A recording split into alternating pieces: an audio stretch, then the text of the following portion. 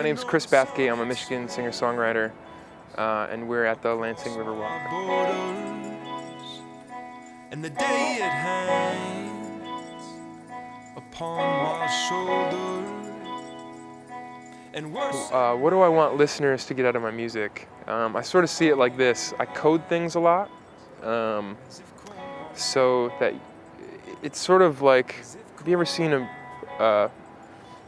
Unsolved Mysteries, where they change the name and the location to protect the innocent? I sort of do that a lot because my songs are, especially Salt Year, are really derivative of my personal life, which in a lot of ways I like to separate as much as I can, even though that's what I'm singing about.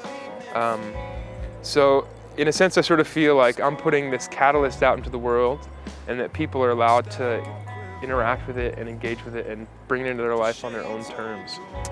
As far as the process, sometimes it's like an intellectual pursuit where I'm actually sitting down and trying to write a song about a certain thing, a song of a certain type, or I'm going for something that's really particular. Other times it just sort of falls out of me just by nature of sort of living, and I've been doing it for so long that it's sort of in my routine. So in a sense, I don't ever really stop writing. If I'm walking down the street, I'll be thinking about songs or about music. So I guess I'm just hoping for a reaction.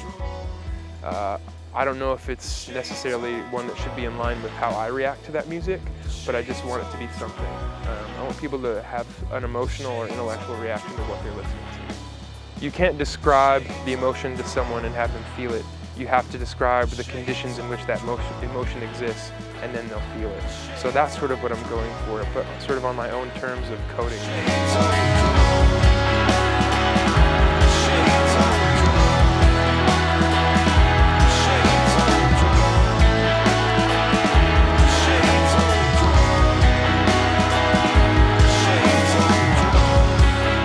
A bunch of things go through my mind when I'm performing. Sometimes it depends on what song, it depends on what night, it depends on what mood I'm in. There's a lot of variables. Sometimes I'm totally spaced out and it's sort of like muscle memory and my head is totally elsewhere. Where my thoughts may be usually changes just as much. Sometimes it's easier to sing or perform or play songs in front of a room full of strangers. You can sort of get into yourself a little easier or get into some performative version of yourself.